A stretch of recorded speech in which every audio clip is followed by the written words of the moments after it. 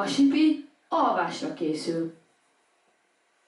Ez a tevékenység igen veszélyes, 5 méteres körzetben halálos is lehet. A regenerálódási fázisát inkább nevezném rituálénak, mint alvásnak. De most győződjünk meg erről. 1. fázis.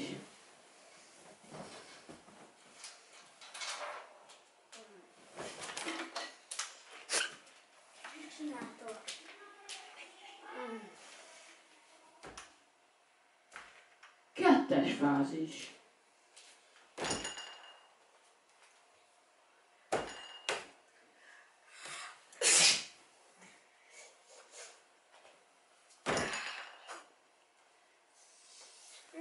Hármas, egyben magzat póz fázis.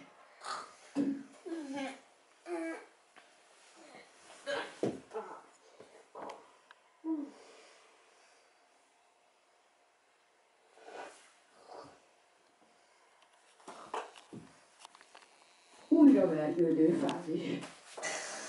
E rituálé után Sipi elalszik.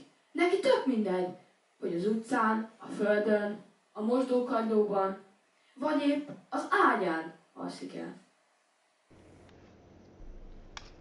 Jó reggel, Sipi! Ideje felkelni!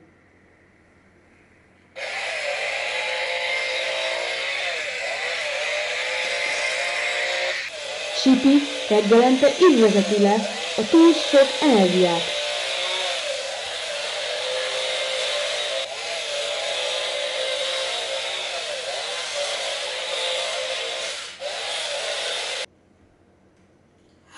Most eszébe jutott, hogy ma még nem is reggelizett, ezért gyorsan siet.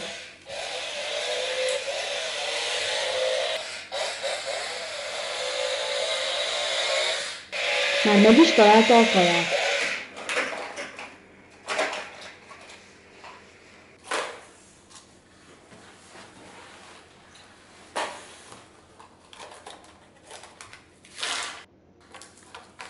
Először ízek szerint csoportosítja.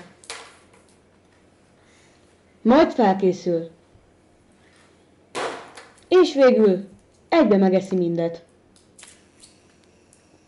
Persze, ezt is csak szép komótosan teszi, nyugodt körülmények között.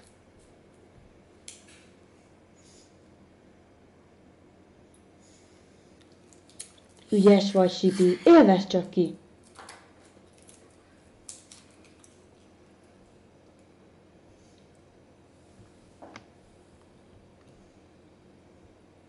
Vigyázz is rá, nehogy megakadjon egy darab.